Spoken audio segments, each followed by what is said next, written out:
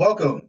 First episode of the Orange and Blue Crew. Just three Knicks fans talking about those Knicks, man. It's been a long time coming. I just want to start us off by saying, who would have thought that we'd be in a position that we're in now, where we're not looking at draft boards and looking at who's playing in college and who's coming up next. Like, this is a team that is legitimately making a push to be not just an Eastern Conference contender, but arguably an NBA championship contender. And I don't even think that's far fetched. So I just want to take a moment to acknowledge where we came from, because it's been a while since we've been this good. Yeah, it has been a journey. So I could probably that right off the bat because I have history that you guys probably haven't experienced. I've been around for a long time. When after the '94 season, after up to 2000, when we went to the finals, Patrick Ewing missed the layup. I've been going through it all. Charles Smith. I've been around since Charles Smith, and if not significant enough for you guys, then Andrew Lang. Throwing out some names, but Andrew Lang is still on my hit list. If I ever see Andrew Lang, I'm gonna get him. Any comment, John? Yeah, I mean, for somebody who started watching really in like 2011, the marker for great Knicks teams has been that 2013 Mellow squad that we were rolling out, Knicks tape and all that. But now people are on Twitter all the time talking about, does this team challenge that team? And honestly, last year I wasn't, I was a little tentative when I was trying to, compare the two. But now I'm feeling really good about this squad. So. And I'm excited for what's coming next. Yeah, I think I speak for all of us when I say this is deserved. I feel like when you've been through the pits that we've been in, the highs and lows, to be here is it's kind of unbelievable. Before we continue, let me just start by introducing all of us as well. Of course, I'm Darren Wallace. I've been a Knicks fan, admittedly not my entire life, because we're from New Jersey, and when I was growing up, my big sister and I were real close, and she liked the Nets, so I liked the Nets. And they were just in town. We would go to a bunch of Nets games. I don't know if you were with us, Uncle. Were you with us, Uncle Al, when we went to? I think the Wizards played the Nets, and we went to see Jordan. Did you come with us? I wasn't with you. I didn't take that trip. Yeah, I do remember when I was little, like we would go to like some Nets games here and there. I remember that one vividly. Like I was super young, and we went to go see Jordan in like his last year or second to last year when they were at the Meadowlands. So that was cool. But eventually, I got old enough to think for myself a little bit, and I started just like, okay, I need like an actual team. And the Nets were super garbage. Like their best player was Devin Harris, so that kind of aided my decision to look elsewhere. And then as I got older and I got closer to my nana, even as she developed Alzheimer's, she would always throw the Knicks game on. Like that was the one thing that like you could bet. Like even if she didn't, she might not even know if I was there, but she knew that the Knicks were coming on and she was gonna watch. So just watching the Knicks every night with her and my dad, I just slowly started to fall in love with the Knicks, and that's how I became a fan. And here I am, let's say over a decade of watching. I mean, I remember Langston Galloway and Chris Copeland, and lineups with Andre Bargnani Oh, and God knows who else. Like just some of the most ridiculous. I mean, I remember when Alonzo Trier was considered like, well, what can imagine what he could be, and like I don't even think he's in the league right now. With no disrespect to him, but like I mean, that feels like a far cry from where we are now. So that's me. Yeah, that's me. the Knicks, he was out of the league. That was Yeah, it. yeah. So that's me and a little bit about my Knicks fandom. And I'm joined by my cousin, Jai Battle. He's finishing up his undergraduate at the University of Southern California.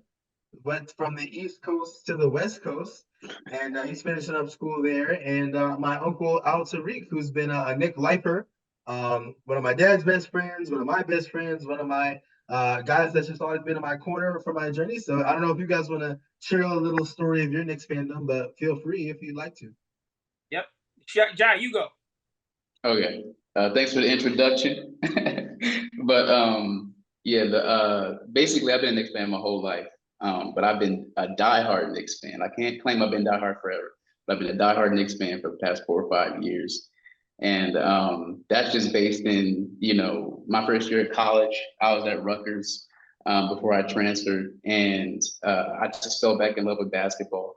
So I was watching anything. That was the first part of that year was the bubble, and then the off season was really quick right in there. So we were talking about Russell Westbrook and Gordon Hayward and trading Randle and signed Austin Rivers, got Alec Burks in a weird trade from Oh Utah. my God, Austin Uh, Rivers, yeah, so Yeah, he had some real fake games. Like I'm talking like he would there were some random there was this point in time where I was like, wow, maybe if he can do this consistently, he could be somebody. And now he's on first take every day. yeah, Yeah. he's ridiculous. I really believed in the Austin Rivers thing too. He came talking about we're changing the culture, and the culture did change, but it changed without him. Yes. So so yeah, the Knicks have been just a big through line. Me and my dad have been watching the games together. We text during pretty much every game, talk whenever we can about it for hours, whatever, speculating in the high moments, the low moments. So yeah, I love the Knicks, and I always will now. I'm locked in forever. So Nice.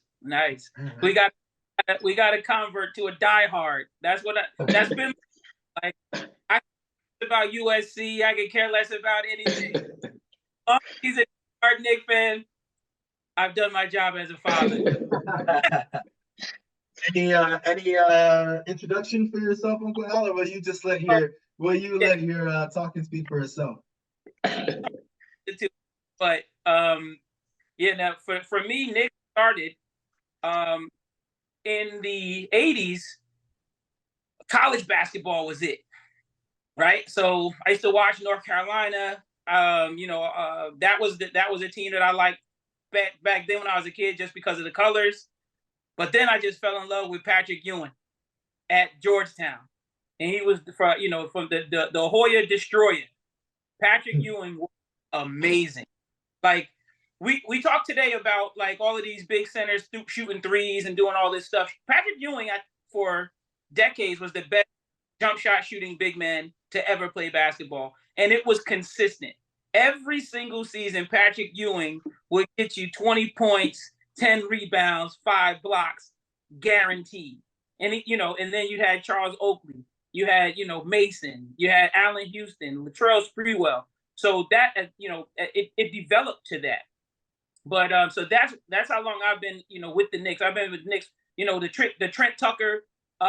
You guys all know why they changed the shot clock so that you can't get a shot off if there's less than 0.4 seconds on the clock. That's because of a Knick, Trent Tucker. Trent Tucker got the ball, shot the ball with 0.1 seconds, hit a three, and Knicks win the game. So I've been around for all of that, watching games on like ABC. There's no MSG network. There's just being through all of the thing that I want to talk about though really quick in my Knicks fandom is the front office. I've been around for all of those regime changes, and that's what solidified me as a fan this go around. Like just really digging my heels in this time, because I recognize what Leon Rose did from the very beginning. He didn't have to talk.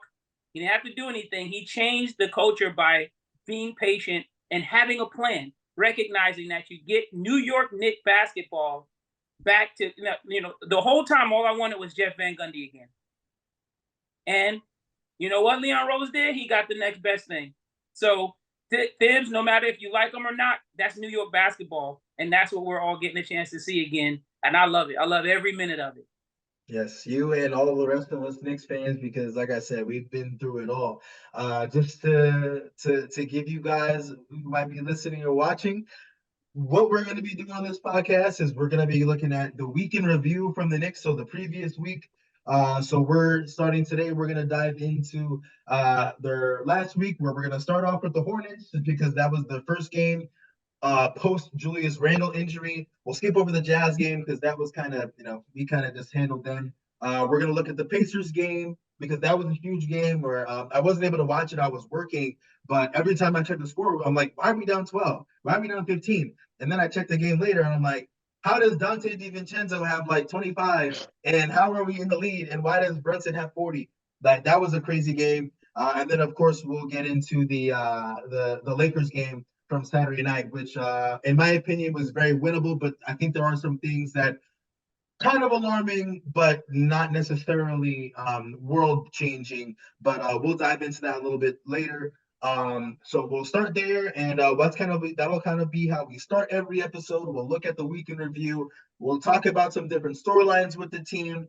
And then we'll just look ahead a little bit to the future. I think it's an interesting time to get into it now because we have the trade deadline coming up pretty soon. And the Knicks look poised to make a move, hopefully in these next few days. So we'll have something to talk about next time. But I think without further ado, let's get into last week. So, like I said, we'll start with the Hornets game. That was our first game post Julius Randle injury, who, of course, as we all know by now, suffered a dislocated shoulder near the end of the game against the Heat, which everyone I saw talking about why is Julius in the game, but like the game wasn't in hand. Like we were in the process of making the game out of reach. So him being in the game isn't a bad thing. Like he was in the game to put it away. It was unfortunate the way it happened. He was just trying to go up for a layup, drew some contact, ends up falling on his shoulder, dislocating it. So that's just kind of the way sports work. Is sometimes you just end up in tough situations. So he goes down. I believe he'll be evaluated in. I think it's a week from now because I think last week they said 2 to 3 weeks. So it should be about a week or a week and a half from now where he'll be reevaluated to see how much longer he'll be up. I am happy he was named the All-Star even with the injury, because I was a little worried, like, oh, what if he got snubbed because of the injury? But he still got named the All-Star. He'll be replaced. But our first game without him was, I don't know if it was the next day. I think it was the next day against Charlotte on the road. And we took care of business. I think it started kind of like in typical first game without somebody fashion, where it was a little close. But, I think that after the first half, we led by 5, so we led by 3. So we went into halftime up by 3 points, but ended up pulling away. We went on a big run at the end of the third, started the fourth off a lot of the way that we played in that third quarter, and then just pulled away, ultimately winning by 21, 113 to 92. Brunson delivered 32. Brandon Miller, shout out by the way to Brandon Miller. He's been playing really well. He had 29 points for Charlotte. Brandon Miller, fantastic young player. Yes. He's looking every bit. If Charlotte ever puts it together, he's going to be a central figure in their rebuild, along with Lonzo Ball, not Lonzo Ball, Melo Ball. That kid's good. That kid's good. He's really good. Yeah, that can play, and hopefully Charlotte can put things together around him. But not much help from a lot of other guys that night as we kind of took care of damage. So just looking at the box score, I mean, Brunson and DiVincenzo leading the way, 32 for Brunson, 28 for DiVincenzo. Any takeaways from that game? I think it's kind of what you saw in that game really set up what you ended up seeing for the rest of the week, and a lot of what we saw Saturday night against the Lakers. So I'll start with you, Jai. Any takeaways from that Charlotte game? Because I think it's kind of, you look at the score and you might not be too concerned or anything, or there might not be anything that jumps out to you, but was there anything that jumped out at you from this game? Yeah, and it kind of it happened again in Indiana, and it sort of has been the identity of this team without a lot of the players playing. Is that in the third quarter we come out with a different energy, and we're trying to find the identity of the new squad in the first half. Who's going to be scoring? When Brunson's on the bench, what's going to be happening? I know earlier in January we would have a lot of scoreless period, like 4 minutes without a field goal, 5 minutes without a field goal. Even last game with Los Angeles, we had last 6 minutes we didn't score anything. So that hadn't been happening for a while, and in the Hornets game, you really see the team lock in and come in with a different sort of energy in the third quarter. And we were also without OG. I think maybe that was the first time we didn't have. Yeah, that was the first game without OG. Actually, no, I think Miami was the first game without OG. And then Charlotte was actually, they changed his status from probable to questionable to out kind of quickly. But yeah, that was the second game without OG against Charlotte. But if I had to just choose one thing to mark this game was Dante DiVincenzo, just completely changing the narrative about himself, about our scoring outside of Brunson and Randle, about the Knicks team needs, things like that, and just he was carrying some of these different type of poise out there, hunting shots, taking good shots off screens, making the right decision, and that was just great to watch. Uncle Reed? Yeah. Jai pretty much took the words out of my mouth. I think what Dante DiVincenzo and Precious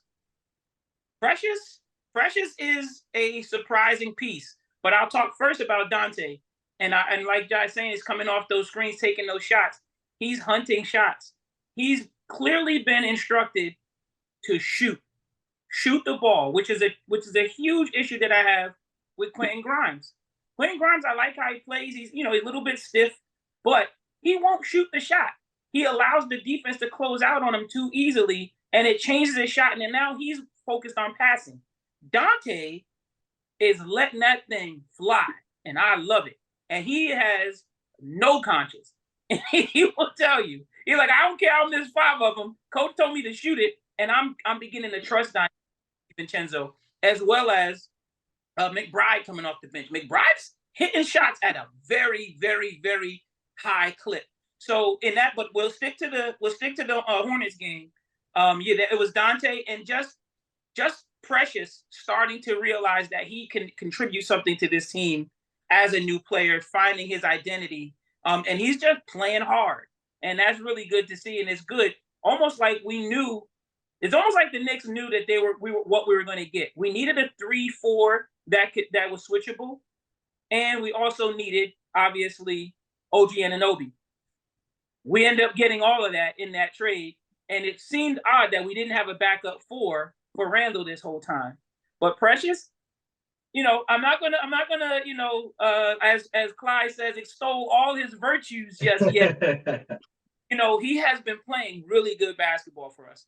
Yeah, I think at that, he's 6'8", 6'9", so, but he's versatile. Like, he's not weak, so he doesn't just get bullied on the block. He's athletic. He can jump really high. He has long arms, so he can play bigger than his size as well at times. So, in the event when we get Randle back from injury, and I imagine, Precious won't be starting anymore, but Randle will need a spell. Or even Hartenstein will need a spell. I've got confidence that Precious can come in and and hold his own. He can also not an elite 3-point shooter by any means. He is capable of knocking down a 3 here and there, which is always valuable in the NBA today.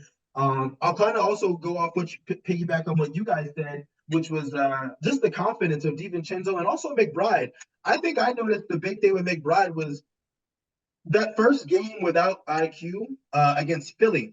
I was in Frisco covering the South Dakota State football team at the national championship, but we went out to dinner, and I knew the Knicks were playing, and I had to throw it on. I'm watching the game, and right away you could see that confidence. Like, I think people forget he wasn't just like a guy in college. Like, I think his senior year he averaged like 15 or 16 a game. He was getting him into all their stuff. Like, he was a guy that could light it up and could score a lot. Of course, you go into the NBA, your role's going to diminish a little bit unless you're really that guy. And, he wasn't that kind of a player, so he needed to fit into a role. But I think expanding his role has done wonders for him. You can tell in his confidence. You can tell. And he was already a good defender. But you can kind of tell that by having that encouragement from the coaching staff offensively, it really makes his defense that much better, because now it's not just, oh, I'm playing defense and I'm just running up and down the floor.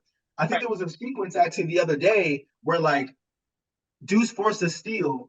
We get it. We come down. Somebody hits him on the wing, and he pulled it up right away for a 3 and cashed it. And, like, it's those kind of plays where we might not see it now, but come, April and May, when, Brunson needs to sit, or Hart needs to sit, DiVincenzo needs to sit, and we need McBride to come in and play like a stretch of 5, 6, 7 minutes. It's not like he's gonna score 15 points, but he'll maybe knock down a shot or two, and he's gonna lock up his man. So yeah, this game I think was really good for the confidence of an Achua, of Deuce, and definitely DiVincenzo, because DiVincenzo is another one of those guys who people forget what he was in Villanova. he wasn't what he is when he was on the Bucks in the NBA, when he was on Golden State in the NBA, or even I don't know who he was with before he came to us, but he was that guy in college where what we're seeing now is what he was doing in college. He was shooting threes, he was hunting shots, trying to get his. So I mean, I know some people feel some type of way about the amount of threes he takes and feel like he's settling. But I mean, hey, look, if you're making 5 threes, I mean, I don't mind 5 for 15. He shot 5 for 15 against Charlotte. I don't mind 5 for 15. That's 33%. That's just barely below league average. But when you're a shooter like DiVincenzo, 5 for 15 can very easily be 10 for 15 on the right day. So you got to get him up. Listen, So has several games of 7 threes. yeah, That's a lot of to make, man. yeah. So I don't know. I don't know if anybody's a gambling man, but I believe his line for threes is set at like I think for the Lakers game it was set at 5.5. Steph Curry's line isn't even that. Like that's how many threes he's taking, but he's making them at a high clip. So like I said, I have no issue with that. Let's move on to the Pacers game, which I think was for a mid-season February regular season game in a league where a lot of people just try to say that the regular season doesn't matter. I think this is one of the most impactful games of the season. And we've played in some big games. I mean, no matter how good or bad the Knicks are, we're good for like some classics every year. Like, right, no matter what. Christmas Day, we beat the brakes off the Bucks. Mm-hmm. That might have been the game of the year, but I'm challenging that with this Pacers game. Absolutely. We won this game 109-105, but if you were watching from beginning to end, it didn't look like it was going to go down that way. Like I said, I was working, I was doing sidelines for a basketball game, so I didn't get to watch it, but I was checking the scores. So I'll let you guys start off with your initial thoughts, but I will want to say just in terms of the impact that this game had on the fan base, on just the team. Brunson getting announced to his first All-Star game. He was very emotional before and after the game. He goes off for 40. DiVincenzo playing his role again. Achua and Hartenstein playing really big minutes again. And then, of course, McBride, 16 points off the bench. He made 3 threes. Let's start with you this time, Uncle Reek, with just your thoughts and takeaways from that Pacers game. Listen, I'm a grown man, and you're going to get counsel from me, the two of you. It's okay to cry. Have emotions. And I cried a little bit when the Knicks beat the Pacers. No shame. No shame. Listen, it was so like when Brunson was talking to Alan Hahn about all of those things coming together. You got to imagine this guy's father was a Knick. He's at the Garden. He's getting MVP chance for his first All-Star. And he's been an underdog his entire life. When he asked him, that did he ever imagine this would happen?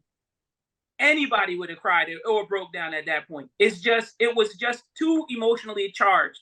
That game, the amount of crying that the Knicks did for calls was ridiculous. But it was all justified. There were several calls where refs were standing right there with the view and decided, we're not going to call that one. And it became like, the entire tide of the game changed on McBride.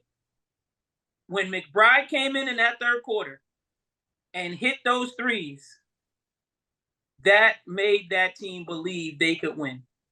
They believed they could win when McBride hit those threes. And that's exactly what happened from there because Brunson didn't have it going. I don't know how he got to 40. But when McBride hit that three, and then he played a little bit of D, he hit another three, it was too much. I thought that game was so indicative of who this team is and how they're built, how deep they are. And again, Precious playing out of his mind. Hartenstein playing out of his mind. Like I mentioned those other guys, but Hartenstein you easily can sort of talk over because now we're expecting this guy to be unbelievable, right? He's gone from, coming into the game, getting fouls all the time, having to sit down because he's goofy, to he doesn't leave the game. The guy's playing 38 minutes, 40 minutes, 43 minutes. he's so invaluable to this team. I don't 19 know. rebounds that game. I don't, and a little bit on another direction. I don't know what it's going to be like when Mitch comes back. I know we need Mitch. We love Mitch, but the thing that Hartenstein gives us is he gives us again that switchability. He's able to go out on shooting centers. I'm sorry. So if a shooting center is there, he can defend on the three and recover enough to the paint in order to protect the rim again. Mitch struggles with that tremendously. And we're going to see that when we go against Boston, and we have seen that. Boston has destroyed us. KP specifically, yeah, KP kills us. Goes nuts. We can't defend it. Hartenstein can. So I talked a lot about that, but that Indiana game, that Pacers game, and we beat Halliburton. I would have liked to have seen Halliburton finish the game. He's on the minutes restriction, but we beat them. And Obi played a great game. Obi was fantastic in the minutes he had, but their power forward was better than Obi, and he had to sit. The other kid, I forget his name. Siakam? From Phoenix. Siakam or Jalen Smith? Jalen Smith. Yeah, Jalen Smith he's just better than Obi because he provides more on the court at that time. But Obi was having a fantastic game. Good to see that. But that's what I got on that Pacer game. Very emotional, fantastic game. What you got, Jai? I want to build off two things that you said about the Halliburton restriction. That game made Rick Carlisle change his strategy for Halliburton's minutes restriction. Because the next game he came off the bench so he could play in the fourth. So Carlisle thought he would have us handled early on, and that wasn't the case at all. He kept them off in the fourth. But also about Obi. Obi did have a great first half. But during those deuce minutes, one of the big things was the rebounding disparity shifted back in our direction. And that happened largely during Obi's minutes. And his defense, as Clyde would say, was porous. He was turning the ball over, and Carlisle pulled him immediately. So, Obi's return to the Garden kind of got spoiled there in all the Brunson hubbub. So, I can't lie, I was happy to see that because the fans talking about these guys who leave the Knicks are ridiculous. So it was good to see that the Knicks were able to triumph at that. But basically about that Pacers game, early on, Halliburton had that great play on DiVincenzo and he pushed him. I was angry. I texted my dad immediately. I was fuming. I was like, who does this guy think he is? That's ridiculous. Throughout the game, I'm like, why can't these games turn out for the Knicks? I wish we were healthy. I just want to beat these guys because we played them last time at the end of 2023 when the team was just, it was falling. Yeah, that was right after the trade. I think we played the Pacers. So we had nobody again. So I just, even at halftime, I was texting with my dad and I was like, I feel like the Knicks can make this competitive. I didn't see that the game was out of reach. I didn't see that the team thought that the game was out of reach. But, it was just a different type of thing where it was like, it reminded me of the game in Miami where we were down 19-20 during the in-season tournament. And I was like, why can't the Knicks have these games where we just have a guy go off and we get back in the game and win at the end? And we actually, I had that thought during the Miami game and it ended up happening. Same thing with the Pacers. I was like, why can't we just, put our nose to the grindstone and pull this out? And then Deuce came out with those threes. And we were right back in the game, and Brunson took us home. So it was a huge game for the Pacers. I knew he was going to cry at the end. I was watching with my roommates. They normally like to have little sneak disses at the Knicks during games. They always watch the ones we lose somehow, like the Magic game, whatever. But this game, they were making their jokes. I'm like, I don't think we're going to lose this game. And sure enough, we came back, and it was a good moment for me. But then the Lakers game. But we'll get to that later. Yeah, one of my good friends who actually lives in Sioux Falls with me, he's a Lakers fan. He's always trying to take jabs at the Knicks. And I'm like, look, man, the Lakers, I mean, first of all, we already beat you when we were arguably the worst team this year. So I'm not trying to hear that. So he got the last laugh for now, considering Saturday, which we'll get to in a second. But as far as just what I take away from that Pacers game, I had to rewatch it. Like, I mean, it's always tough to rewatch games when you know the outcome. but I just wanted to watch so I understood just how we ended up where we were because, like I said, I was just kind of following along on the ESPN app, but I didn't get to actually watch with my own eyes because as much as I wanted to, the game that I was working was actually a good game. So I wanted to make sure I was paying attention. It was South Dakota State against North Dakota State, and I think, and North Dakota State won at overtime on a tip-in, so or in overtime on a tip-in. So like, I was locked into the game. But just the thing that immediately stood out for me was Hartenstein and Achua's rebounding. Like, not even Brunson scoring 40. Hartenstein had 19 rebounds. Achua had 16 rebounds. Hartenstein is a guy that even last year in the postseason, I was begging Tibbs to start him. And even coming into this season, I was like, yo, Tibbs needs to start. Like, no disrespect to Mitch, but Hartenstein needs to start. Like, he's the better player. You feel bad for Mitch because I mean, I don't know if you guys have ever heard about like how he is on his Snapchat story, but like he's very interactive with fans and he's very open and honest about his feelings and stuff. And when he got hurt, he was very upset, understandably, because it feels like every year he just seems to suffer like just a tough setback. And he doesn't strike me as the guy that like, you know, when he came in the league, he was real skinny, and coaches were like, "You got to bulk up," and he did that. Coaches were saying that you need to be able to you need to be more physical in the block because he was kind of getting pushed around. He worked on that, so he strikes me as the kind of guy where like he's definitely dedicated to his craft.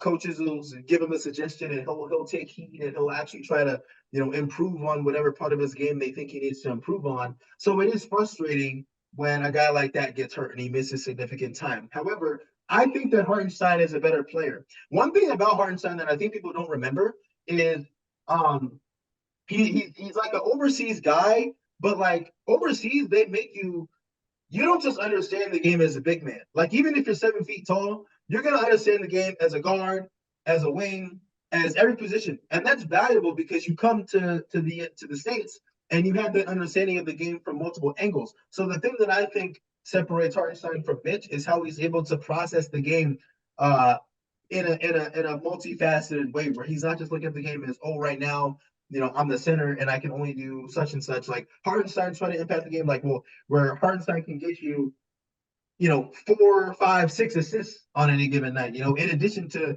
10 plus rebounds. He's not going to light it up scoring wise, but he's going to give you all those other things. And then at Chua, like we talked about, just his inside and outside presence, 16 rebounds. I mean, that's exactly what we need. That we need somebody, because I was getting really worried about our size with the injury to Mitch. And then Jericho, he was supposed to step up, but he's been kind of in and out of the lineup. I think he's actually out tonight. So their rebounding really is what stood out to me. And then Josh Hart also had 12 rebounds that game. I'm actually going to touch on Josh Hart when we get to that Lakers game because I have a lot to say about Josh Hart. But he did have 12 rebounds against the Pacers, which is, that's what he's known for. He's known as one of the better rebounding wings in the NBA. So really nice to see that from him. Deuce, again, 29 minutes, but 16 points in those 29 minutes, 3 for 8 from 3. That'll work any day of the week.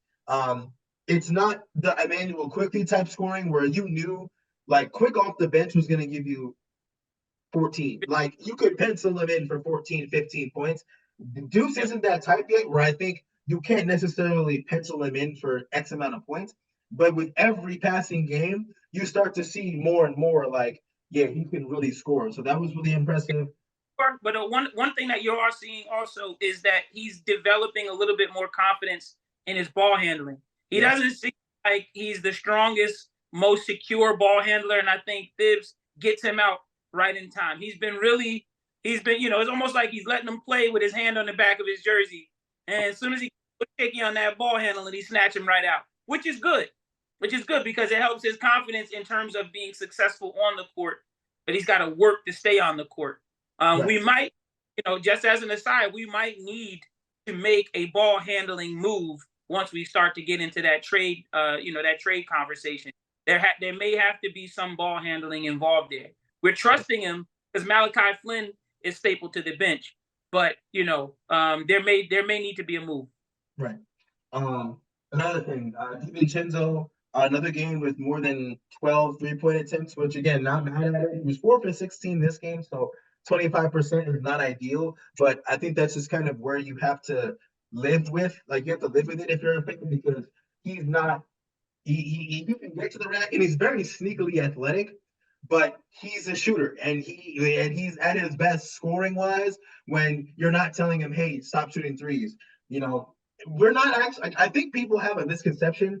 Even though technically, statistically, I believe this is one of our best 3-point shooting years. However, Dante is like doing a lot of heavy lifting on that. Brunson does a lot of heavy lifting on that. So it's not even necessarily the team 3-point shooting because I think every game will get like that. Someone's just gonna hit like 3 or 4, and it's just like doesn't make sense. Especially with Randle actually really cutting down his 3-pointers this year, which I think has actually helped him. But DiVincenzo with 4 for 16 from three, 38 minutes, just another solid game from him. He scored 20 points.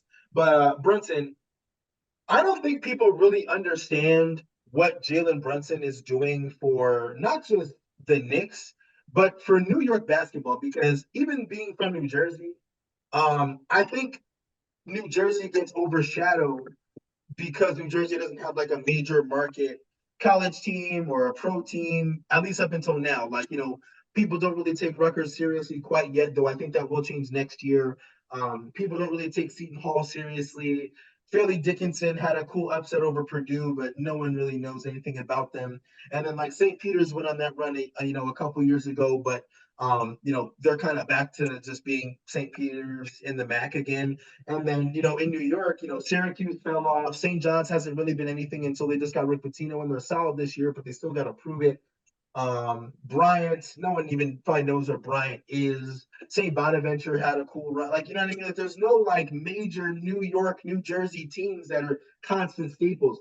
But Brunson has brought something to New York that we haven't had in a long time. And for as much as Carmelo brought, Brunson brings legitimate hope because you got Brunson before he's what is he 27, 26? Like Yeah. you're getting a guy who you like we're locked into Brunson for at least a decade. Yeah. And he's the type of player where even when he's 34 or 35, I have no doubt in my mind that he'll still be a very capable player. And like it's not like where you have like a Jason Kidd where you get him when he's like 38.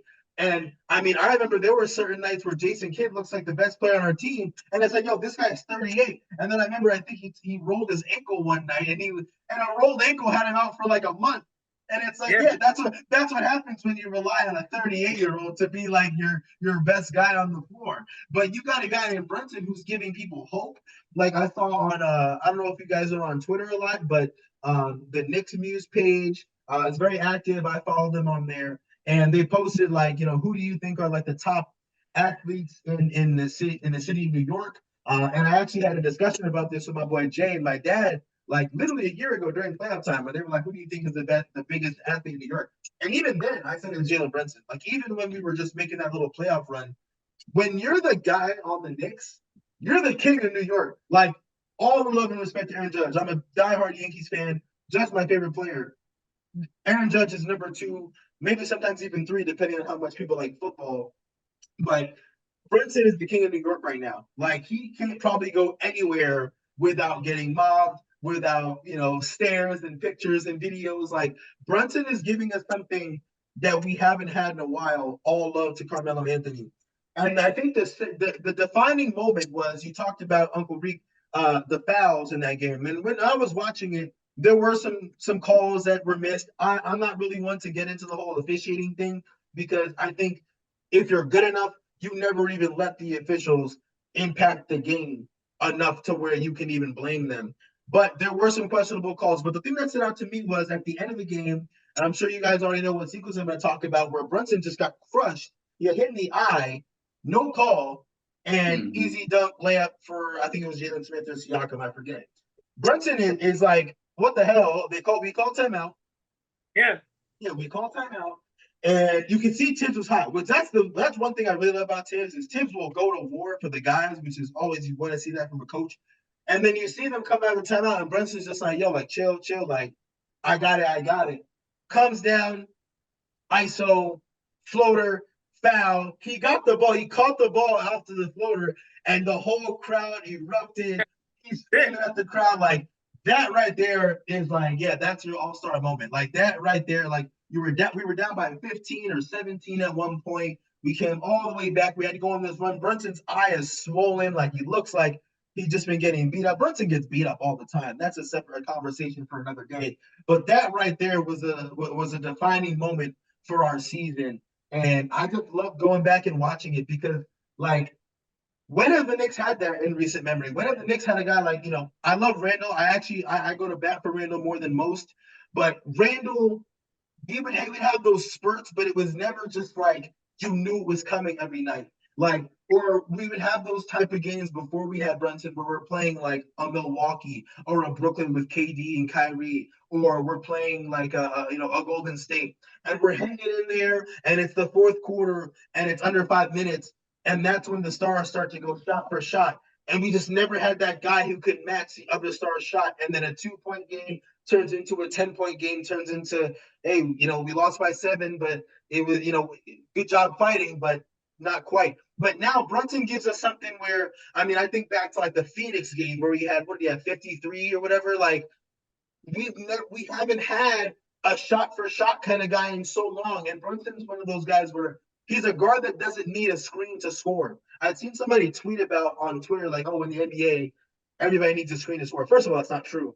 But Brunson immediately came to my mind where I was like, yo, I seen Brunson just one-on-one, get out my way. I'm cooking him. Whether it be with off the dribble, get to the lane, or can't get by him, but I'm going to play off 2 feet and shot fake, pump fake, pivot, hit my pull up, hit my floater. Like Brunson, man, that is, when we look back at this season, no matter where it ends, I think everyone's like top 3 games for the next season, in the regular season at least. I think the Pacers game has to be no lower than 2 or 3, because that game right there was like, when you talk about defining moments of a season, like that could even just this, Brunson could be all NBA this year. Like, no doubt in my mind. I think that's a great sort of segue into that conversation, because I've been having conversations on old school Facebook, which I noticed you've never mentioned. You've gone to Snapchat, Twitter, Instagram, never mentioned Facebook, which is still alive. And so I've been having conversations with some of my folks from Passaic, and you know what? The conversation, that clip of Kenny Smith saying that, New York never has the best player in any game. When he said it, it hurt, but there was some truth to it, right? Because we were accustomed to, Randle running out of gas. Randle was tasked with way too much since he's been here, right? Randle's got to bring the ball up, he's got to pass the ball, then he's got to score with 4 seconds left on the clock every single possession. Fourth quarter, the guy is done. And he's going to rebound. And we're asking him to get like 10, 12 rebounds. You got to get 10 rebounds. You got to get, but he's done at the end of games. And nobody gives him any credit for that. But with Brunson, I think that it's been, and that's why earlier I talked about Leon Rose. He put together a team. We are witnessing someone put together a well-balanced team. And the way, like, I know we're talking about Brunson and that he can make all NBA, and I think that's true. I think he's already all NBA. But if I'm looking at him from a 10,000 foot view, I'm thinking that this team reminds me a lot of the Pistons team. That Pistons team where Rip Hamilton was the scorer, Chauncey Billups was the scorer, but they weren't superstars. They weren't all NBA. They weren't all these things. They had Ben Wallace, Rasheed Wallace, Tayshaun Prince, Rip Hamilton, and they had Chauncey Billups. And that team, their defense was a player on that team. And Brunson is just running this ship. He's just making all of these things work because he can be the best player on the court. He has been the best player on the court, even when we're playing against the Bucks. We're playing against the Bucks on Christmas. He's the best player on the court. He just is. Yeah. Just do it in the same way they do it. He's not going to hit a half court 3 like Dame. He's not going to come charging into everybody like Giannis. But you're going to look at that score at the end of the game, and he's going to be right there, 35, 40, 50. I think he needs a 60-point game to put him in the All-NBA first or second team. I think if he gets to 60, there's no question about it. What you think? What you got, John? You say that like it's light. We've seen, yeah, I mean, 60 would be phenomenal, but 60 is still 60. So that's a lot of buckets. I know we see like 4 or 5 dudes just go off for like 60, 70, 50, whatever. But like that is like, hey, 60 is a lot. Like that's 30 layups. Yeah, that's 30 layups. Yeah, a heck of a lot of twos. Yeah, Brunson. You know, in the same vein, I think he can do it. It's not out of reach for him at all. Especially during this period where we're sort of questionable with a lot of injuries. But yeah, Brunson has been. I haven't really spoken about Brunson yet. Brunson has been phenomenal, and we're talking about the games of the year, but obviously great games against the Pacers and the Heat and all that have sort of dwarfed some of the other more like ticky-tack wins that we've gotten since the year started. I really, really, really love the win we had in Brooklyn, and that's more of a personal thing for me because it was you know, talking about KD and Kyrie, the KD, Kyrie, and Harden, the scary hours team, talking about who runs New York, who's the star in New York. And time and time again, you have those games sort of circled on the calendar. You're locked in. The Brooklyn Nets are playing the New York Knicks. You want to steal a win. We didn't beat KD for like 80 years. So you know we're looking at that game, and it's close down the wire, and we still had Randle and Brunson. And at the end of that, you know, when we play KD, Kyrie, Harden, we'd be close, we'd be in there, and then Kyrie and KD would just get the game out of reach in 6 minutes. You know, Randle got ejected, and I think 2 of those games, we just didn't have the firepower, like you were saying, to take us over the top. But now we saw that flipped on its head in this last game versus Brooklyn, where it was looking closer than it should have been in the fourth, and then we just saw Brunson and Randle going pretty much bar for bar in the fourth. And that, for me, was like, that was a statement game for me as who these what these Knicks were going to be going forward, was that we're not going to be just the team that's going to pull out some regular season wins, but when it's winning time, we have a couple guys, especially with Brunson, that's going to get it done for us. So, you know, I love Jalen Brunson. Like Dad was saying, that interview with Alan Hahn at the end of the Pacers game was just, that's a Knicks legend moment. That's the Brunson game. That's something that we're going to remember for a very long time. Yeah, absolutely. Yeah, absolutely. Let's move away from the Pacers game because, like I said, like top 3 probably games this regular season, no doubt.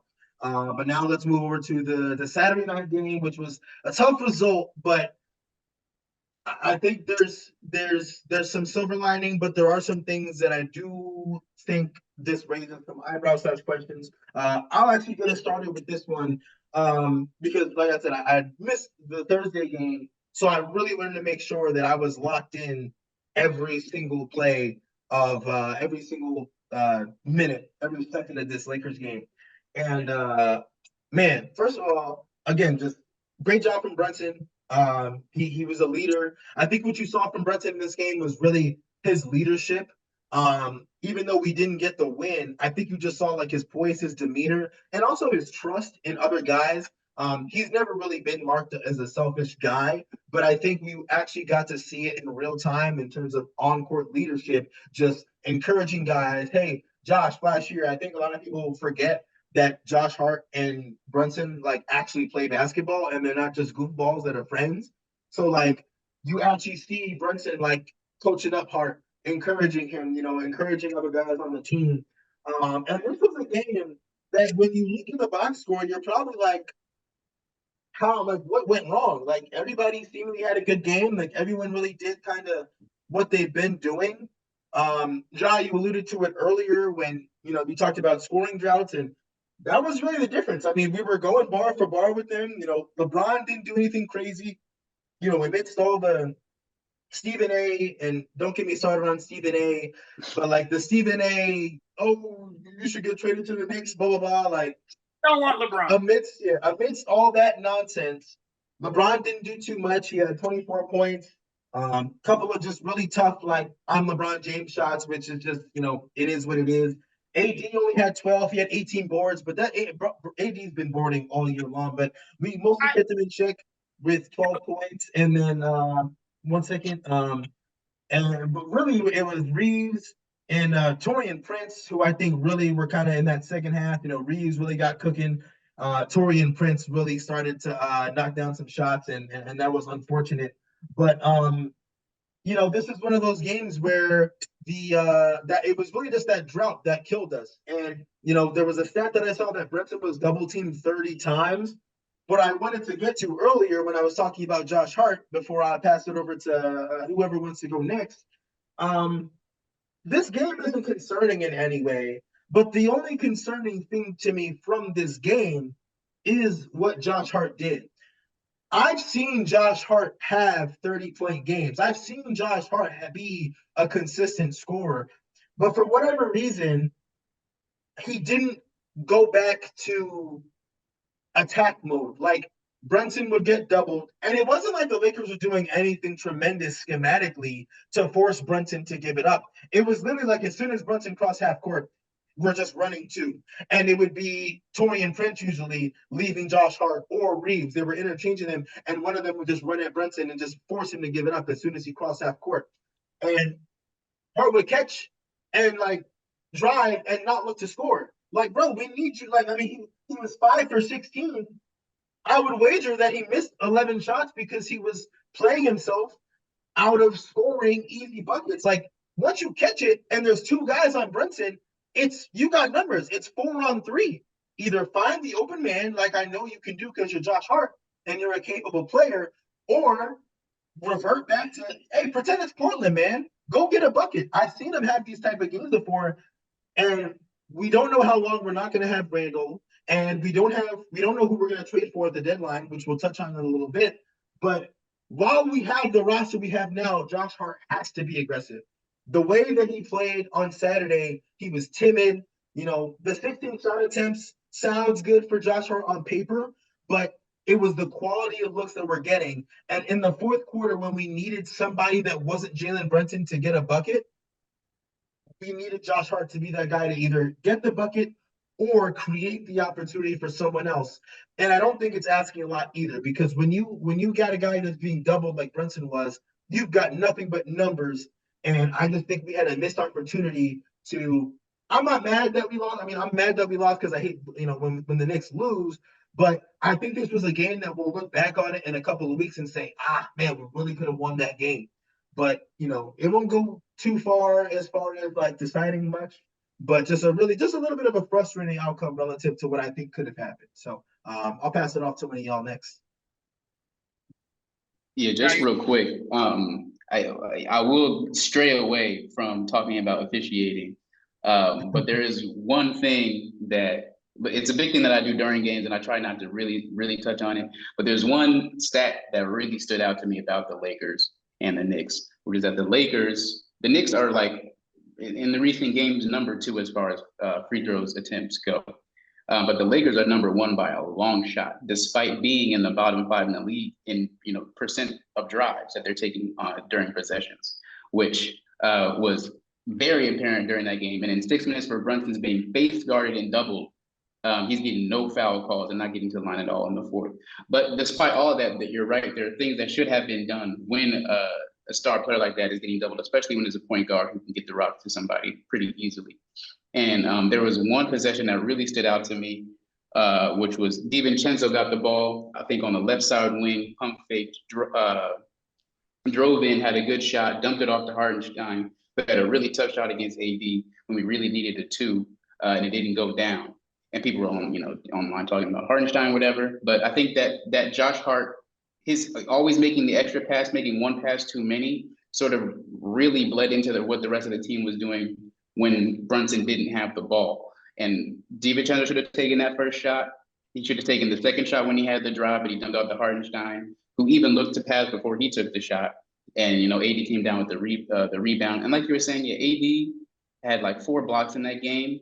But they're talking about the AD effect, and I think Mike Breen said it was an impressive win for the Lakers at the end of the game. But one thing that really, really, really stood out to me was that people were saying that the league got good tape on the Knicks after that Lakers game, which I think is absolutely ridiculous because I mean, I don't have to explain why that's ridiculous. It's just ridiculous. No, I mean, Um, before, yeah, just real quick. I mean, I think people are forgetting. I mean, we're without OG, who's, I mean, a vital piece to what we're going to be doing moving forward, and Julius Randle. So, I mean, sick. If you wanna take tape from a Randle and OG-less Knicks game against the Lakers in February, be my guest, because in April or May, that's not the team that's going to be out there. God willing. But like, yeah, if everybody's healthy, that's not what the Knicks are going to look like. Not at all. yeah. A Laker game. I called a friend of mine who's a Laker fan, and we talk every Knicks Laker game, and I was like, my question to him was, do you think the Lakers are going to beat our B team? Because that's exactly, and we were exhausted. Mm-hmm. If you take a look, I just happen to have this up. Brunson played 45 minutes in that game. 5, which means he sat down for 3 whole minutes. I think he played the whole second half. I don't think he came out in the second half. How many minutes 45 minutes is? We've been talking for 4 minutes. He's been playing and getting double teamed the entire time. Preston 42 minutes. Josh Hart, 42 minutes. DiVincenzo, 40 minutes. So these guys were going basically the entire game. And I knew that at some point it was going to run out, because you do have LeBron James and you have Anthony Davis. These guys are great basketball players, and they are. You can't take that away from them. But I don't read anything into this. Now, if I wanted to look at something, yeah, I needed more from Josh Hart just to recognize the position that the team was in. We're exhausted. I could push the tempo on this slow old team and get to the rim and cause something to happen at any moment that I wanted to. And, I did see, like, he shot 6 threes. I'm not confident in Josh Hart threes. Those are just like icing on the cake when he makes them. Don't take 6 threes, Josh Hart. Drive to the basket, get fouled, get to the free throw line. I think, what is it? He had no free throws, right? In that game, we had, I think we shot maybe like 12 free throws in the entire game. So that was the problem. We decided that we were tired and we're going to just try to shoot our way out of it. And it just didn't work out. And, it caught up to us. We won 9 games in a row, man. And we came up with a team that they sat guys in order to be prepared to play at the Garden. So those are the things at a realistic level. Like, that is not a signature win. And I want to take some of my time right now to talk about a few people that I just don't listen to, and I don't like them, and I know they're not Knicks fans, but they force them on us when we have to play TNT games. Doris Burke, the worst. I can't believe how she cheers for other teams every Knicks game. She's like, she can't believe the Knicks are actually good. She can't believe it. Who else? Spike Lee, not a Knicks fan. Stephen A. Smith. Oh my God. Spike Lee. Wait, real quick. Spike Lee. I hate Stephen A. Smith's Knicks fandom. Spike Lee might be worse, because I've never seen. I mean, you're talking about this dude is orange and blue. He's got a Knicks hat, Knicks vest with Jalen Brunson's number on it. He's got Knicks watch, Knicks face, Knicks whatever. And he's actively like hugging, dapping up the other team's best player. Like, yo, I don't care that Steph Curry is about to break. This guy's out here kneeling and taking pictures with his iPhone. I don't care that Steph's about to. You're a Knicks fan. Screw Steph Curry tonight. You can dap him up after the game. Hey, I appreciate you. Thanks for being a fan of my movies after the game. But during the game, you're not supposed to be Mr. Knicks fan. And oh God, yeah. I've been really hating on Stephen A. lately because he's horrendous. He hasn't said a positive thing about the Knicks until like last week for like 5-6 years. Listening to Kendrick Perkins is the news media. Hey, Kendrick Perkins, I was hard on him last year because he was a little flip floppy. This year he's been on it. He says it like it is. And so there's a couple of these media heads that are just, it's too much. Doris Burke, Reggie Miller, and then, Jai, you can say it, Mike Breen, when he gets on national TV, sometimes it makes me want to slap him. Like, Mike Breen, know better. You better stop, Mike. It's tough for Mike Breen. It's tough for any of the guys. As a broadcaster, it's tough because when you go from, and I do recognize this with guys who call games for the teams that they cover in their local market. So like Ian Eagle, whenever he's doing like a Nets game on national TV, or if he's doing like a Jets game on national TV, when he's doing football, Brain when he does Knicks games on national TV, or Brian Anderson on TNT, he's from like the Milwaukee area, but like if he's doing a Bucks game on national TV, like or Mark Davis, like if he's doing like a late night West Coast Kings game and he's on ESPN, like it's tough, like because then when you're on MSG, if you're Mike Breen, it's not like you're going to be outward about it, but you're a little homery. Like you're a little kind of like, this is the team you covered. Broadcast. Yeah. He's fighting with the refs, but when he's on national TV, he's like, well, I can see where. Right. Because you go on national TV now, you can't because now there's more eyes on it, and then you appear biased. So yeah. I understand where you're coming from, but like I do feel for him though as a broadcaster because it's just like you can't even toe the line. You have to go straight down the middle, like kind of no matter what. Yeah, that's an awesome point of view to have from you. So that's good to know now. I'll be a little lighter on Mike Breen when he's on TV. Yeah. No, I get it. No, trust me. Sometimes I'll catch Mike Breen like Mike, you didn't see what you're saying. Like you didn't see that stuff. But like it's just you have to. And I think what he does is he's such a nice guy. From what I've heard, he's such a nice guy that like he I know subconsciously he probably will never admit it, but subconsciously he definitely doesn't want people to think, oh, I'm just the Knicks guy doing this ESPN game. So he'll kind of subconsciously be a little extra like, well, actually, you know what I mean? Yeah. He's not giving up. That's why I said it's a tough one for Mike Breen, but sometimes he just make my blood boil when he's just being too, down the line. Like just be how you are when you're on MSG, Mike. But it's just been good. So all right, what you got next? The Lakers. All right, so the Lakers game was the Lakers game, and a good week for the Knicks though. 3-1. Wasn't it 3-1? We played the Hornets, the Jazz, and the Pacers and the Lakers. We win 3 out of 4, which is always impressive.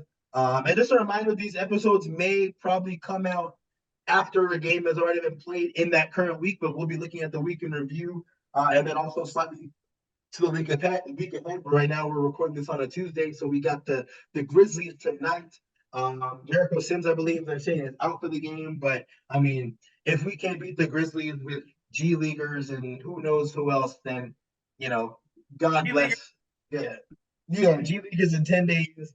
Then we don't need to even be talking about the playoffs because that's horrific. But that'll do it for the week in review. So let's look into. We got a couple of things that I want to get to before we wrap things up. I did want to talk about maybe some concerns that we had, but I think we all are seeing right now in agreement on where like we're not panicking at all. It's just more so like we just got to keep weathering the storm until we get OG back, until we get Randle back. So we'll hold off on that until we maybe see some more prevalent things. Plus, it's hard to be concerned when you're on a 9-game winning streak, winning 9 of your last 10 and whatnot.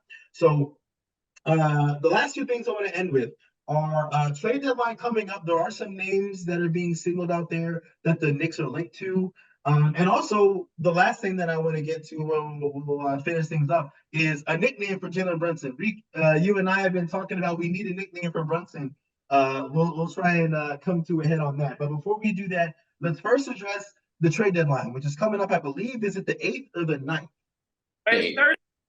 Yeah, it's Thursday. So, birthday to you coming up soon, all right? So hopefully for your birthday, we actually make a deal. There are some names floating around. One of the bigger names actually just came off the table. Zach LaVine, who a lot of people were linking to the Knicks. I guess I'm thinking his camp was trying to avoid the Knicks, which I personally thought we were past the whole trying to avoid the Knicks thing in like, our more recent era of front office work. If you don't want to play for the Knicks, be my guest. I don't care. We don't need you. But two of the names that to me are names that I've been taking very seriously, and in fact, one of them I've actually been really, really wanting are Malcolm Brogdon and Jordan Clarkson. The name that I really wanted is the guy that I really want the Knicks to trade for, personally, is Jordan Clarkson.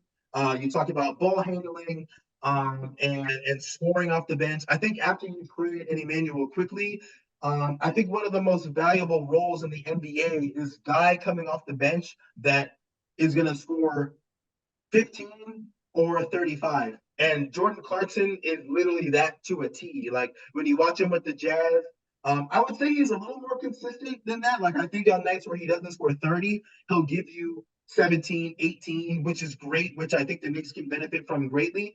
He doesn't have a tremendous injury history. He's a younger guy. He's still really athletic. And he's also one of those guys who gives us that, who could potentially give us that 3-point shooting, uh, that 3-point shooting that I think we're missing, where I think really we're reliant on one or two guys that can knock down threes, as opposed to kind of a team approach to 3-point shooting. So that's why I really, really want Jordan Clarkson. I think he can really operate well with the second unit, especially our second unit, where he won't be challenged for shots. It's kind of just him being able to hunt shots. We got guys that'll rebound, and we got guys that'll create. And I think actually, if you went into a situation where you have to have both Brunson and DiVincenzo off the floor, you can run a backcourt of Jordan Clarkson and Deuce McBride and have no problems. And also, Clarkson's also 6'5". So he's not a small guy. He's 6'5". He's got super long arms. And people talk about, oh, you got to be a Tibbs guy to play for Tibbs. I disagree with that. Whatever team you're on, you mold into, if the coach is good enough and steadfast enough, hey, either you're going to do what we want to do or you're not playing. So I have no concerns that he'd be able to, fit into the Tibbs scheme. And he might not be considered a defender, but he'll buy it and play defense. The other guy is Malcolm Brogdon, who right now he's starting for Portland. Brogdon's actually one of my favorite players to watch. I don't know why, but ever since he came out of UVA, I just really like his game. His injury history does concern me, where he has the Achilles. I believe he's had some knee problems in the past. He just always seems to, if you look twice, he might end up on the injury report and be questionable for X amount of time, and nobody knows why. I'm not even nobody knows why, but it's just like he'll just get these injuries. So I wouldn't mind him. I think he's a good piece to come off the bench. Less of a scorer, but very capable of going off for 25, 30 points on any given night. Much more of a passive than Jordan Clarkson because he does his natural position as point guard. Good size, he's 6'4", much more known for his defense than Clarkson. So I guess he kind of automatically, before even joining the team, fits the Tibbs mold, which does aid in where I think if the Knicks were to consider who do you want to go pick between, they're probably leaning Brogdon. But those are the two guys that I think the Knicks should seriously, like, if we wake up on Friday and don't have one of them on the team, I think that's a very big miss. I don't doubt Leon Rose and what he's been able to do. I trust his vision if he doesn't want to pursue either one of those guys. But I think one of those guys is who you need to end up with after the deadline. Who you got, Jai? Well, I'll start off by saying the trade deadline is a holiday for me, and this year it's my dad's birthday too, so it's a double holiday. Yeah, I was gonna say, is it because of your dad, or is it because you're in the trade simulator all day long? Yeah, I'm locked in. Luckily, this year's the first year I don't have class, so it's also it lined up perfectly. It's my cheat day. I've been eating real clean recently, and I'm gonna throw it all away on the 8th. So, one for me, and my dad can definitely vouch for me here, is that there's somebody who's definitely off the table now, which sucks, and it doesn't really fit money-wise, it doesn't fit, fit-wise, doesn't fit in the lineup, is DeJounte Murray. I've loved DeJounte Murray forever, since he came into the league. So it's not going to work out, but I feel like he's sort of trying to find his identity still at 26, 27. I sort of lost that defensive identity that he's had, but I think that here in New York with this new with this new sort of regime and this new culture, I think he can fit in really well. But obviously, the fit's not there. So based on the two guys that you're talking about, Brogdon has never really. I think he's 31. So Brogdon for me hasn't been the priority. And we're talking about Jordan Clarkson.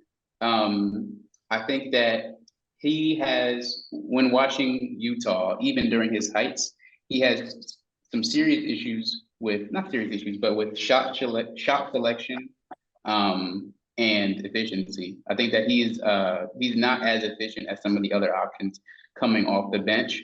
But neither was Josh Hart last year. We were looking at him in Portland. So obviously a fresh start can be really good for everybody. But yeah, Jordan Clarkson for me also would be really great talking about chemistry. I think that's something that isn't really a basketball discussion, but he played with Randle. He's played with Josh Hart. So, he could mesh in really well when we're going for a really important push in this playoff. So I'm looking forward to the trade deadline with the Knicks this year. I don't really feel that much pressure as I have in previous years when it comes to if we don't make a move or if we make a minor move, what that looks like. But the priority should be trying to get some sort of value out of the Evan Fournier expiring contract. He's getting paid $19 million this year. To ride the bench. Expiring contract, to ride the bench. And I think that the expiring contracts haven't been very valuable in the NBA recently. But if they could figure out a way to get him off the books and bring something else in, I think that would be great. But I think something that we also do need to talk about is what else goes with Evan Fournier. Because most of the discussions have been around Quentin Grimes, who was just in rumors today with the Mavericks. There's a belief that the Knicks declined an offer from the Mavericks for Quentin Grimes. So I'm wondering what you guys think about what we're shipping out rather than what we're going to be bringing in. Yeah. Or Dad, you can go first and then say whatever. Yep. So so as far as the trade deadline and who do we think is coming back in return? I know it's not going to happen. I just think it's worth mentioning, and then I will promise I'll stick on script. But Paul George. Listen, my dream of dreams right now is Paul George. I know that if we got Paul George, we would win the championship hands down. But the Clippers are playing well, and a great article came out today that was like, the Clippers and Paul George are nowhere near an extension, which means we might get Paul George in the offseason. That I think I might. I don't know. I would love Paul George. I'm a big Paul George fan, so I think I love Paul George. I love Paul George. I think he is the quintessential basketball player. He does everything right on the basketball court to me. But if we had to figure out what's going to happen, we do need some of that ball handling. We do need a guard type, but we just need a guy that can get out and get his own points on the bench. I think we do. I love Dante DiVincenzo, but it's a short backcourt. We need a legitimate taller player to play our he's 6'5", DiVincenzo. I think he's listed as 6'4", 6'5", but he doesn't play that way because he doesn't have that frame. He can be, it's just something about him looks short, especially with Brunson. Right. So I don't think that Malcolm Brogdon is the answer because but we do need Malcolm Brogdon's ball handling and potential for defense in the backcourt once we go away from Brunson. But that player that comes in is going to have to substitute between a point guard and a shooting guard and possibly a three. And he's going to have to be able to get buckets with any of those. And I think right now, out of everybody that's being mentioned, Jordan Clarkson is going to be the only guy that gets that done. But I think the last piece to this thing is a shooting guard, a 6'7", 6'8" shooting guard that can create his own shot, ball handle, and hit the outside shot. That's the final piece that allows Dante DiVincenzo to move to the bench. Now, what goes out the door when we get rid of this Evan Fournier contract? I don't know. This front office has been patient, and they have done things like let a contract walk or just expire. And it may be the case that we just get out from underneath that $20 million. It may just be something that, you know what, because we're going to have to pay Hartenstein. We're going to have to pay OG, right? We're going to have to pay OG Anunoby when the time comes. And so I don't think that anything goes out, honestly, because the way this front office is thinking, they're extremely intelligent and they're making moves that keep us fiscally responsible as well. So I don't think they move anybody, because what we've seen is a significant shift in terms of the value of assets. Jai, you touched on it. We stockpile first round picks. OKC stockpile first round picks. But the magic of it, I think I sent both of you guys an article, was the magic of it was the value shifted. Nobody wants first round picks because you don't know what you're going to get. And, sometimes you don't use the guys or they don't necessarily pan out. Give me a young player. And that's why I think the Knicks had an idea to shift Grimes out with Fournier to get a larger haul. But once you understand the landscape, you're like, wait a minute. I'm not giving up Grimes. I already gave up Quickly and RJ. I'm not giving up Grimes because he can be developed into a starter on a rookie contract. So I'm not giving that up because that's premium quality value. Draft picks, now I might be able to I'll give you 2 draft picks for a younger player. So I think we might look at a younger player to restock our cupboard. And that could be the guy from Atlanta, Griffin's son, Coach AJ son. Yeah. Or, just still looking at this front office at what they're trying to do. They might not believe that they have such a deficiency on the bench, and they could go with McBride into the playoffs and challenge, because it's going to be still tough to get out of the East and then compete against who I think is coming out of the West, those Clippers. That Clipper team is really good. And well, that begs the question, do either of you believe, we throw out these names, but do either of you believe that it's an imperative that we make a move, or are you cool to ride it out with who we've got? Because the one thing that you did touch on earlier was that our team has the feel of like that Detroit Pistons team in 2004, which I agree with. I never thought of that, but you can draw a ton of parallels, Brunson and Billups, DiVincenzo and Rip Hamilton, maybe to a lesser degree per se, because Rip Hamilton was like a cool 18 and DiVincenzo is really like a smooth 12 to 13, but still I see what you're going for there.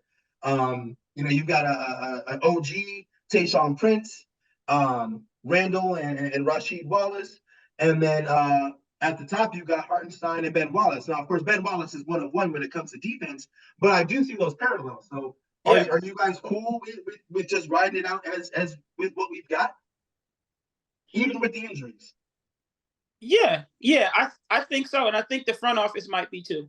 And I'll keep it short there, but I think we like what we have. And to Jai's point, and I'll shift over to Jai, but to Jai's point, just getting some other value for the Evan Fournier contract, which allows us to punt to the summer. This front office has done that as well, right? Mm-hmm. So I think this team is really good as it's constructed. And Jai, I know you know probably more of the financials of NBA contracts, and I don't pretend to be any of that. I just like to I'm like the film guy. I'll watch the film, but you guys can handle the financials. But go ahead, Jai. Yeah, I feel confident, but I will say, when I was really looking into the trade market and I was doing deep dives on statistics and watching film on a bunch of guys, that was because of those droughts that we were having in early January, where we'd go without a field goal for 4 to 5 minutes. And I know that we're really, really shorthanded against the Lakers, but we went 6 minutes without a point, not a field goal, but a point. And we're looking at options. The rumors are options that can get you a point. That's their first thing, is they can, off the bench, they could get you a point. They could get you, just some good energy, some good movement that we currently do not really have because of the youth of Deuce McBride and the inexperience of Deuce McBride and all that. Not pinning on him, just saying that if that's the option, there are some deficiencies that he has in that regard. But I'm cool if they don't do anything. But in a selfish way, when we look at the East and we look at the teams that we've played, and the Milwaukee Bucks are in a sort of odd place with Doc Rivers, and the Sixers are riddled with injuries, and in this moment where I do see a window to really be competitive in the playoffs in a selfish way, I do want to see Leon Rose try and make a small splash before the cap goes up, before we have a lot of guys going off the books, and before we can really be a concrete, like sort of dynasty going forward. I want to see that we can make a different type of push in the playoffs this year. So that's why I was really like, okay, I'm okay with sort of not doing anything, but now I'm sort of 50-50 to where, just to say I won't be disappointed no matter what happens on trade deadline. Okay. So it seems like we would all like to see something, but if we don't, we're good with what we got. So I feel comfortable in that. We'll obviously see what happens on Thursday. Nonetheless, I do think that we're just literally, a couple of guys getting healthy away. We'll dive more into, some of the injuries a bit next week. We got to see how OG and his injury pans out, because I know they said right elbow inflammation, but I don't claim to be a doctor, but inflammation is never really something that keeps you out for too long. And, we're starting to creep into 2 weeks, and then 2 weeks could become 3. And then it's, well, does he have right elbow inflammation, or does he need Tommy John as a basketball player? But we'll move on from the trade deadline, and we'll wrap things up with a nickname for Jalen Brunson. I don't know, like, it's tough because I feel like a lot of the best, names for like a nickname are like, maybe first initial, last initial number, but JB11 doesn't really feel good. Like we talked about Paul George, like PG-13. I mean, that's too easy. CP3. Yeah, like CP3. LBJ, no number, but like LBJ. Things like that. Like Brunson's name is kind of hard to get crafty with. It's a little like it's like a weird amount of syllables, and I was trying to think of like anything with like his number. Like I was thinking like 11. Like people call like Jamar Chase, they call him Uno. I'm like, what do we call him? Unse? I don't know. Like, what do we call? Like, I don't know if y'all have any. Jai, I know you're younger than me, Jai, and I know the kids these days. I don't know if there's anybody that has any nicknames. I've alluded to like Brunt's him. That's like the one that most people default to, but like it's tough. But I feel like he's too good to not have a nickname. He is. We've talked about the prowess of Mike Green and just how he's become a brand since that 2016 finals. He didn't have a catchphrase or a gimmick for Jalen Brunson until recently. We started with the Brunson Brigade stuff. So it took him. Go ahead. Oh wow! It took him a year and a half, and Yeah, I was gonna say that reminded me. Gus Johnson, when I don't know how he randomly ends up doing Knicks games every now and again, but what he said that I actually was saying, like, and I heard him say it on air, the Brunson burner. That's my name. I love That's it. my That's name. The Brunson burner. Yeah, but like I feel like that would be even cooler if instead of calling him Brunson, it's just the burner. Like the burner. The burner. I was coming with the Brunson burner. That's it. That's it. If you can socialize that on your Twitter, that could work.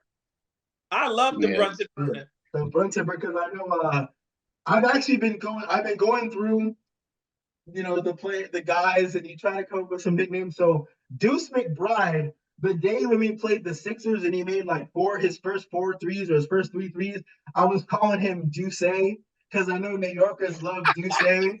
So I was calling him Deuce. So we got Deuce. Dante's Inferno. I've seen people calling him Devo, but I actually just think like just Dante's Inferno. Like, plus think about that backcourt. The backcourt from hell, the burner and the Inferno. Yeah. Like, I think we could have something there. Yeah, I like the Brunson burner. And on by the way, Gus Johnson will always go down in Knicks lore for the pause with Spike Lee. Do you guys I don't know if you guys ever saw Wait, that what was video. this? What was this? You don't remember that? Nah. Oh my God. I'm gonna send both of y'all this video. So 1 year in our terrible history, the Knicks had Stephon Marbury, and Stephon Marbury was here. He was, Isaiah Thomas was in the front office, and they made a trade. They made a trade for Zach Randolph. Zach Randolph was still pretty young, but the coach, and then Dolan made Isaiah coach that team, and so it was Stephon Marbury and Zach Randolph at this point. So they made a trade. We got Zach Randolph, somebody else, and this player named Dan Dikowski used to play with KD in Seattle. And Spike Lee was so drunk that night. He was so drunk. He was sitting there, and Gus Johnson's interviewing him. So he's like, "Yeah, Spike. So we made the trade, 3-player trade. We got Zach Randolph, Dan Dikowski. Let us know what you think." Spike Lee's like, "I like Zach." And everybody, then Gus Johnson, yep, that's good. Yeah, Zach is good. 20-10, automatic, big man, hustler. All right. Spike Lee was like, "I like Johnson," whoever the hell his name was, whatever the other guy it was. So Gus is like, yep, good player, good shooter. Yes, good, nice piece. And he was like, "And I like Dick." And then Gus Johnson was like, pause. And then, one of the greatest moments in Knick history. It was unbelievable because Spike Lee was just like, he just going down the line, and then Gus Johnson was supposed to be like working. And he just looks off to the side and was like, pause. And then he unbelievable. Please send me that. Please send me that. Oh my God. Awesome. So yeah, but Gus Johnson had agreed earlier this year to call maybe like 5 games. It was the first time in 15 years. Because I really like Gus Johnson as a play-by-play. I love Gus. I met him in Georgetown. First basketball game I ever covered. Me and my mom went to DC. Syracuse was playing Georgetown. And after the game, I was like, because I had the game on my phone too, because I wanted to just like hear who was calling it. And I'm like, oh my God, it's Gus Johnson. I gotta go see him after the game. And I went down there, dapped him up. We had a little conversation, took a picture. Like, that's nice. And I think he has beef with one of my professors at Syracuse. Because I met him, he was just like, "Is that professor still there? What's up with that guy? He's teaching you guys all wrong." I was like, wow, sorry. I don't know. Maybe I don't know what his beef is, but he's a good guy. Yeah, Gus Johnson's one of the best. I like him a lot. Yeah. But yeah, Knick history, Gus Johnson. You gotta give me that clip. So is that where we're landing? I didn't know if we would get to an agreement, but I think we like the burner. Yeah, I love Brunson burner. I love it. I think that's in contact with a designer. Get some graphic tees with Brunson like engulfed in flames. Like that could be our thing. We can start putting it on our background, then pushing it out.